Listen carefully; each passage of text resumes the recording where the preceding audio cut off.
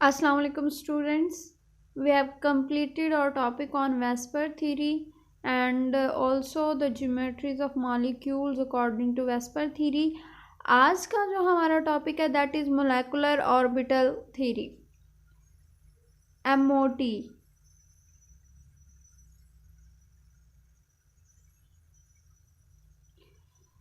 Molecular orbital theory developed in 1927 and 28 by Hund's and Mulliken. सबसे पहले इस पे जो काम किया था वो हुंड्स एंड मलिकन ने किया था. देन लिनर्ड जॉन्स ने 1929 में इस पे काम किया था. अब जैसे कि हमने VBD में पढ़ा था कि only valence electrons are involve in bond formation, but MOT कहती है, मोलेकुलर ऑर्बिटल थ्योरी कहती है, all the valence electrons in a molecule are associated with all the nuclei concern. इसका क्या मतलब है? कह रही है कि एक बॉन्ड फॉर्मेशन में सारे के सारे वैलेंस इलेक्ट्रॉन्स जो होते हैं वो पार्टिसिपेट करते हैं. कहा जाता है according to MOT inner electrons भी पार्टिसिपेट कर रहे होते हैं मॉलिक्यूल की स्टेबिलिटी में, लेकिन उनकी कंट्रीब्यूशन इतनी कम होती है, थोड़ी होती है कि हम उसको इग्नोर कर सकते हैं. इसके कुछ पोस्टुलेट्स हैं, अहम पोस्टुलेट्स जो इम्पोर्टेंट पोस्टुलेट्स हैं, हम यहाँ पे इनको पढ़ेंगे. पहला इसका पोस्टुलेट क्या है कि all the valence electrons are have influence on the stability of the molecule. Then second इसका पोस्टुलेट क्या कहता है,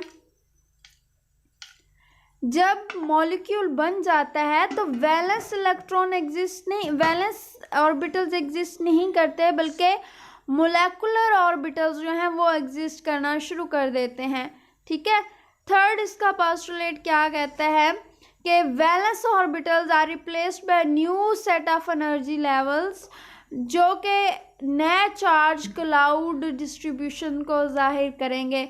न्यू चार्ज क्लाउड डिस्ट्रीब्यूशंस क्या हैं कि चार्ज क्लाउड डिस्ट्रीब्यूशन का मतलब होता है इलेक्ट्रॉन कहाँ पे मौजूद हैं.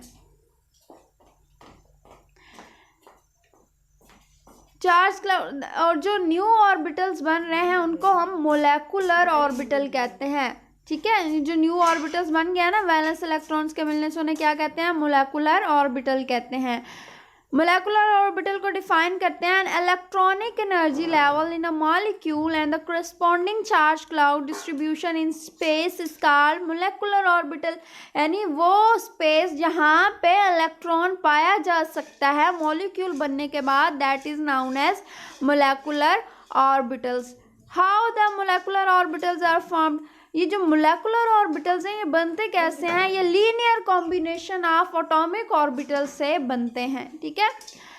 Linear combination of atomic orbitals क्या होता है कि जो वैलेंस इलेक्ट्रॉन हैं, दो एटम या ज़्यादा एटम जो मिलकर मॉलिक्यूल बना रहे हैं, वो जो ऑर्बिटल्स वैलेंस ऑर्बिटल्स मिल रहे हैं वो या तो सब्सट्रैक्ट हो सकते हैं या फिर ऐड हो सकते हैं. जब वो ऐड होंगे तो बॉन्डिंग मोलेकुलर ऑर्बिटल बनाएंगे, जब वो सब्ट्रैक्ट होंगे तो एंटी बॉन्डिंग मोलेकुलर ऑर्बिटल बनाएंगे. ये भी हम आगे जाके देखते हैं बॉन्डिंग और एंटी बॉन्डिंग क्या होते हैं.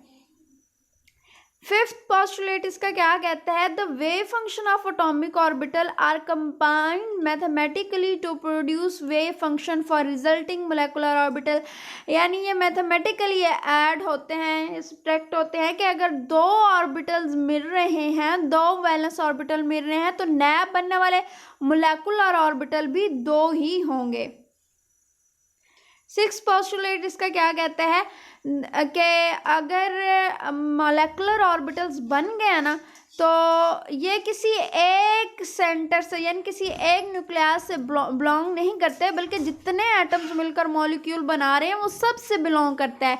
यानी ये पॉलीसेंट्रिक होता है. The molecular orbitals are polycentric and not monocentric. Monocentric as in case of an atom. Atom जो होता है वो केलर रहता है तो उसके इलेक्ट्रॉन सिर्फ एक ही न्यूक्लियाई के ज़रिए असर होते हैं, तो हम कहते हैं कि एटम जो है वो मोनोसेंट्रिक है.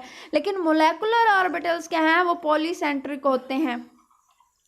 The number of molecular orbitals produced is equal to the number of original atomic orbitals combined. ये मैं आपको बताया linear combination of atomic orbitals में. और उसके बाद मैंने आपको ये भी बताया है कि अगर तीन ऑर्बिटल्स मिल रहे हैं तो नया बनने वाले भी तीन होंगे, अगर दो मिल रहे हैं तो नए जो बनेंगे वो भी 2 ही होंगे। The electrons occupy the molecular orbitals following the above and Pauli's exclusion principle, यानी जो हम इलेक्ट्रॉन की फिलिंग में लेते हैं वो जिस तरह एटम्स के वैलेंस इलेक्ट्रॉन्स में फिलिंग होती है पॉलीज और अबव प्रिंसिपल्स के अकॉर्डिंग, उन रूल के अकॉर्डिंग, इसी तरह ये जो मोलेकुलर ऑर्बिटल्स बनेंगे इनकी फिलिंग भी इन्हीं रूल्स के अकॉर्डिंग होगी। ये 8th पोस्टुलेट है मोलेकुलर ऑर्बिटल थ्योरी का। उसके बाद लास्ट जो पोस्टुलेट है वो क्या कहता है कि हर मोलेकुलर ऑर्बिटल्स जो है उसकी खास एनर्जी होगी, डेफिनेट एनर्जी होगी, ठीक है। हर ऑर्बिटल की अपनी एनर्जी होगी और दैट वुड बी फिक्स्ड।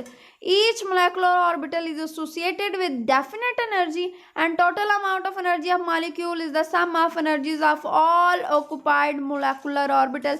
और अगर हम पूरे मॉलिक्यूल की एनर्जी निकालना चाहते हैं तो वो इनके सम के इक्वल होगी, जितने भी मोलेकुलर ऑर्बिटल्स आ रहे हैं उन सब के। अब यहाँ पे देखते हैं linear combination of atomic orbitals क्या होता है। ऊपर पोस्टुलेट में हमने ये टर्म पढ़ी है, लेकिन अब यहाँ पे हम इसको डिफाइन कर लेते हैं। लीनियर कॉम्बिनेशन ऑफ ऑर्बिटल्स क्या है कि हम जो मोलेकुलर ऑर्बिटल्स हैं उनको एटॉमिक ऑर्बिटल को ऐड करके या फिर सब्सट्रैक्ट करके ले सकते हैं। और याद रखिएगा ऐड करने से हमें मोलेकुलर बॉन्डिंग मोलेकुलर ऑर्बिटल्स मिलते हैं और सब्सट्रैक्ट करने से हमें एंटी बॉन्डिंग मोलेकुलर ऑर्बिटल्स मिलते हैं। ऐड करने से जो बॉन्डिंग बन रहे हैं they are lower in energy but the which are found by subtracting they are higher in energy. जैसे कि हम इसको एक एग्जांपल से समझते हैं, हाइड्रोजन मॉलिक्यूल की एग्जांपल से समझते हैं। यानी हाइड्रोजन जो है H2 के फॉर्म में एग्जिस्ट करता है, दोनों एटम उसके एक जैसे ही होते हैं, लेकिन हम अपनी आसानी के लिए उनको HA एंड HB कह लेते हैं। Linear combination of these atomic orbitals produce 2 molecular orbital. अब हर हाइड्रोजन एटम से एक एक s ऑर्बिटल जो है वो पार्टिसिपेट कर रहा है, यानी 2 जो हैं ऑर्बिटल्स मिल रहे हैं तो नया बनने वाले भी 2 ही होंगे। एक जो होगा that would be lower energy, उसको हम बॉन्डिंग मोलेकुलर ऑर्बिटल कह देंगे, और दूसरा जो है वो हायर इन एनर्जी, उसको हम एंटी बॉन्डिंग मोलेकुलर ऑर्बिटल कह देंगे। ये जो इक्वेशन आपको नजर आ रही है ना, psi B is equal to N B psi 1s plus psi B 1s, ये पहली जो इक्वेशन है ये बॉन्डिंग के लिए, ये वेव फंक्शन के लिए जाहिर किया। वीबीटी में मैंने आपको बताया था हम वेव फंक्शन क्यों लेते हैं। उसके बाद साई ए, यानी साई ए का मतलब है, दूसरी जो इक्वेशन है साई ए लिखा हुआ है, ये एंटी बॉन्डिंग वेव फंक्शन के लिए है। यानी जब सब्ट्रैक्शन हो रही होती है हम लिखेंगे N A psi A 1s minus psi B 1s। अब ये एन ए और एन बी क्या हैं, ये नॉर्मलाइजेशन कांस्टेंट्स हैं, ये कांस्टेंट हैं। Bonding molecular orbital are always lower in energy, उनकी एनर्जी हमेशा कम होती है, और एंटी बॉन्डिंग मोलेकुलर ऑर्बिटल्स जो होते हैं वो हायर इन एनर्जी होते हैं। अब ये मोलेकुलर ऑर्बिटल बनते कैसे हैं, ये हमेशा linear combination of atomic orbital से बनते हैं। यानी एक दफ़ा हम इनको प्लस करेंगे, एक दफ़ा इनको माइनस करेंगे। जब आप इनको प्लस कर रहे हैं, ये देखिए नीचे की तरफ आ रहा है एरो, ये जो नीचे की तरफ आ रहा है ये इन फेज हो रहा है, यानी ये ऑर्बिटल्स जो हैं इनकी सिमेट्री सेम है और ये प्लस होके बॉन्डिंग मोलेकुलर ऑर्बिटल बना रहे हैं। और याद रखिएगा एस ऑर्बिटल हमेशा सिग्मा बॉन्ड जो है वो बनाता है, सिग्मा 1s आप इसको लिख सकते हैं। लेकिन जब आउट ऑफ फेज यानी एंटी सिमेट्रिक उनकी कॉम्बिनेशन होता है तो वो माइनस हो जाते हैं, और ऊपर वाला जो बना हुआ है ये हमें एंटी बॉन्डिंग, इसको लिखेंगे sigma star 1s। Sigma star, star क्यों हम लिखते होते हैं, स्टार बताता है कि this is higher in energy. Formation of hydrogen molecule, तो फिर बेटा एमओटी के अकॉर्डिंग ना हमें एनर्जी लेवल डायग्राम भी दिखानी होती है। ये जो नीचे नजर आ रही है ना आपको साइड पे एनर्जी का साइन बना हुआ, एनर्जी लिखा हुआ है, दरमियान में हम bonding and anti bonding molecular orbital ले रहे हैं। ये जो नीचे सबसे नीचे है ये बॉन्डिंग सिग्मा है, और ऊपर जो आ रहा है वो एंटी बॉन्डिंग में जा रहा है। हाइड्रोजन के 2 1s ऑर्बिटल जो हैं वो मिल रहे हैं 2 हाइड्रोजन के, और उनको हम साइड पे लिखते होते हैं। उसके बाद वो s ऑर्बिटल्स का आपने कॉम्बिनेशन देख लिया। p ऑर्बिटल्स का देखते हैं। आप जानते हैं p ऑर्बिटल 2 तरीके से ओवरलैप कर सकते होते हैं।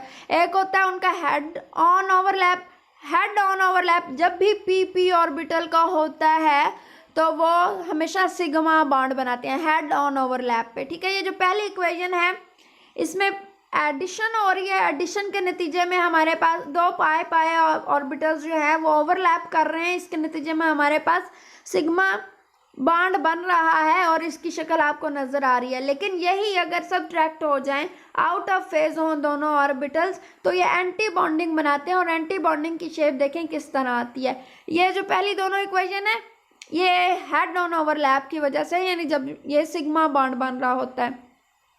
दूसरी पॉसिबिलिटी क्या है कि जो पाई ऑर्बिटल्स होते हैं वो साइडवेज ओवरलैप करें। जब भी ये साइडवेज ओवरलैप करते हैं तो पाई बॉन्ड बनता है और आप जानते हैं पाई बॉन्ड की जो इलेक्ट्रॉन क्लाउड है वो above and below the nuclear axis आता है। ये थर्ड शेप जो है ना उसको bonding pi bonding molecular orbitals को जाहिर कर रहा है। ये जो लास्ट डायग्राम बनी हुई है जिसमें दो P orbital out of phase हैं, ये मिलकर एंटी बॉन्डिंग मोलेकुलर ऑर्बिटल्स बना रहे हैं। उसके बाद sequence of increasing energy in oxygen and fluorine. Oxygen और फ्लोरीन के केस में जो पाई ऑर्बिटल्स होते हैं उनकी एनर्जी, ये पी ऑर्बिटल्स के पाई बॉन्ड जो होता है उसकी एनर्जी सिग्मा बॉन्ड जो पी ऑर्बिटल बना रहा है उनकी निस्बत ज़्यादा होती है। ये सीक्वेंस आपको नज़र आ रहा है। और दूसरा जो है केस बोरॉन, कार्बन और नाइट्रोजन का, इसमें पाई पी ऑर्बिटल्स की एनर्जी जो होती है सिग्मा पी ऑर्बिटल्स की एनर्जी की निस्बत कम होती है। तो ये सीक्वेंस आपने याद रखना है। जब आप डायग्राम बनाएंगे तो इन सीक्वेंस को मलूज़ खातिर रखना है आपने। ऑक्सीजन और फ्लोरीन के लिए आपने सिग्मा की energy, sigma P 2p bond की एनर्जी कम रखनी है और इन case of boron, carbon and nitrogen आपने पाई पी बॉन्ड की एनर्जी जो है वो कम रखनी है। ये मोलेकुलर ऑर्बिटल्स की बात है। और लास्ट ये डायग्राम देखें, ये देखें सबसे नीचे सबसे कम एनर्जी जो होती है, पीछे जो आपने सीक्वेंस देखा ना उसके अकॉर्डिंग है। सबसे कम एनर्जी 1s की, फिर सिग्मा स्टार 1s आता है, फिर 2s की बारी आज सिग्मा 2s और सिग्मा स्टार 2s, और फिर ऊपर जो हमारे पास पी ऑर्बिटल का सीक्वेंस है वो आ रहा है। लास्ट पे हमारे पास जो छोटा सा टॉपिक आ रहा है वो बॉन्ड ऑर्डर का है। मोलेकुलर ऑर्बिटल थ्योरी जो है हमें बॉन्ड ऑर्डर के बारे में भी बताती है। बॉन्ड ऑर्डर होता क्या है? ये होता है difference bonding electrons minus anti bonding electrons divided by 2 कर देंगे, ठीक है।